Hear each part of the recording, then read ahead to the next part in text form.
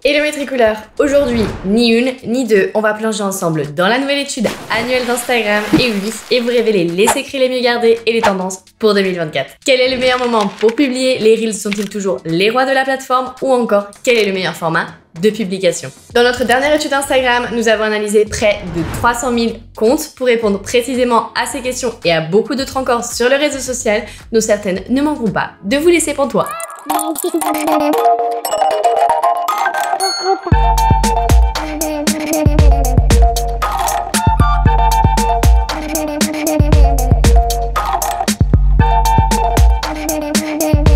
Hello mes tricouleurs, c'est Oriane et comme chaque semaine, je viens avec une nouvelle vidéo pour discuter et apprendre sur les réseaux sociaux. Avant de plonger dans les chiffres, vous vous demanderez peut-être pourquoi est-ce que nous avons décidé de réaliser une étude Instagram. Eh bien en réalité, si vous ne suivez depuis le début ou si vous êtes tout simplement nouveau ici, eh bien c'est déjà la 3e édition.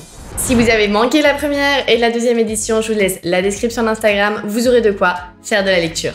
Vous le savez déjà, on adore les chiffres, alors dès qu'on peut les mettre à l'honneur, eh bien évidemment, on le fait. En vérité, on souhaitait savoir comment les créateurs de contenu, les marques ou encore les professionnels utilisent Instagram à travers les chiffres et surtout vous permettre à vous de pouvoir utiliser cette mine d'or dans votre stratégie. Comment on fait? Eh bien, sortez votre calculatrice parce qu'on va faire des chiffres. Notre team a analysé pendant 30 jours. En juin, préparez-vous, je ne vais pas lésiner sur les chiffres. 316 394 comptes Instagram professionnels, 2 518 408 publications. J'ai pas fini. 9 419 426 stories et pour finir, 1 68 716 reels.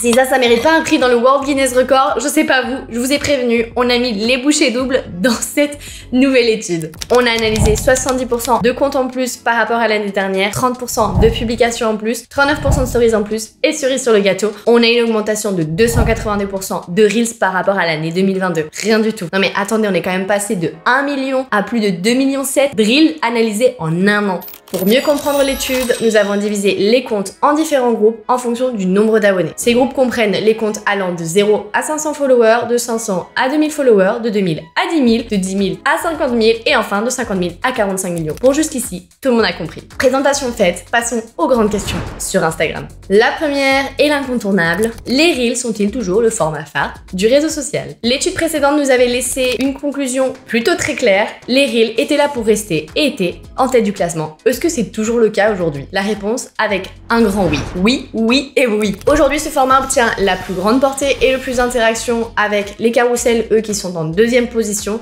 Cependant ici, par rapport à l'année dernière, il faut noter qu'il y a quand même une baisse plutôt conséquente de la portée de 76%. La raison, vous vous direz, tout simplement, c'est parce que les marques et les professionnels ont eux aussi augmenté la fréquence de publication des Reels dans l'année et du coup, on note une baisse plutôt conséquente de la portée. Et comme vous le savez, quand Instagram lance un nouveau format, eh bien, il va le pousser davantage et là, vous vous dites logique. Et là, je pense que là, votre tête doit dire ok, mais du coup, est-ce que je dois faire des Reels? Je dois pas faire de Reels? Est-ce qu'il faut arrêter de faire des Reels? Ma réponse, c'est absolument pas. N'arrêtez pas d'en faire parce que malgré que sa portée est réduite, c'est toujours le format qui a le plus de portée et d'interaction et ça reste aujourd'hui le meilleur moyen d'atteindre des personnes qui ne vous connaissent pas encore. À présent, parlons fréquence de publication. Quelle est la fréquence idéale à avoir? Est-ce important de publier beaucoup de contenu pour avoir plus d'abonnés? Eh bien, je l'ai déjà répété à maintes et maintes reprises, on vous a toujours dit de prôner la qualité avant la quantité, mais il est vrai, j'ai dit un mais, il y a une tendance qui est plutôt claire, c'est que les comptes avec le plus grand nombre d'abonnés vont publier plus fréquemment. Donc la conclusion, c'est que oui, plus vous allez publier, plus vous allez gagner d'abonnés. Mais ici, notez bien ce que je vais vous dire parce que bien que les Reels soient le contenu qui génère le plus de portée aujourd'hui, ce n'est pas celui qui est le plus utilisé. Et j'ai bien dit le plus utilisé. C'est aujourd'hui les stories et les publications dans le feed qui sont les plus partagées. À présent, vient la question que beaucoup d'entre vous se sont posées au cours de l'année. Est-ce que la portée a diminué en cette année sur Instagram? Et nouvelle constatation ici, par rapport à l'étude de 2022, la portée moyenne a diminué pour l'ensemble des publications, telles les publications dans le feed, les carousels, en passant par les stories, tout comme les Reels qu'on a mentionné un peu plus haut. La plus forte baisse a été en l'occurrence pour les Reels, on l'a déjà dit, de 76%. Les publications quant à elles ont diminué uniquement de 16% et les stories de 11 à 12%.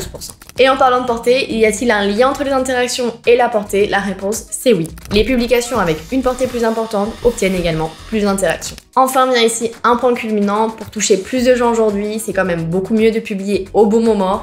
Alors ici vient la question que vous attendez probablement tous à chaque étude, c'est quel est le meilleur moment pour publier sur Instagram? On fait une pause ici. Avant que vous me posiez la question, sachez que ce temps il est valable au niveau mondial et qu'il correspond à la moyenne de tous les comptes qui sont connectés. Peut-être que votre meilleur moment pour publier est un autre moment dans la journée ou tout simplement un autre jour. Pour le voir, je vous conseille toujours d'aller jeter un coup d'œil à votre meilleur moment sur le planificateur de Metricool parce que ça va être votre meilleur moment à vous et celui où votre audience est la plus active. Si vous ne savez pas comment accéder, comme d'habitude, je vous laisse le lien en barre de description pour vous inscrire sur Metricool. Le meilleur moment pour publier et sans surprise reste le même que celui de l'étude précédente si vous l'avez déjà lu. Le top du top reste encore aujourd'hui 20h, suivi de très près à 15h. Le pire, c'est à 5h du matin. Et oui, normal parce qu'en général, vous roupillez tous à cette heure-ci. Mais il faut aussi noter qu'il y a une chute drastique vers 22h. Les meilleurs jours pour publier ici sont le lundi et le jeudi, suivis de très près par le mardi. Metricoolers, voilà pour aujourd'hui. Je vous ai partagé les conclusions les plus importantes que nous avons tirées de cette étude 2023. Mais si vous souhaitez consulter l'étude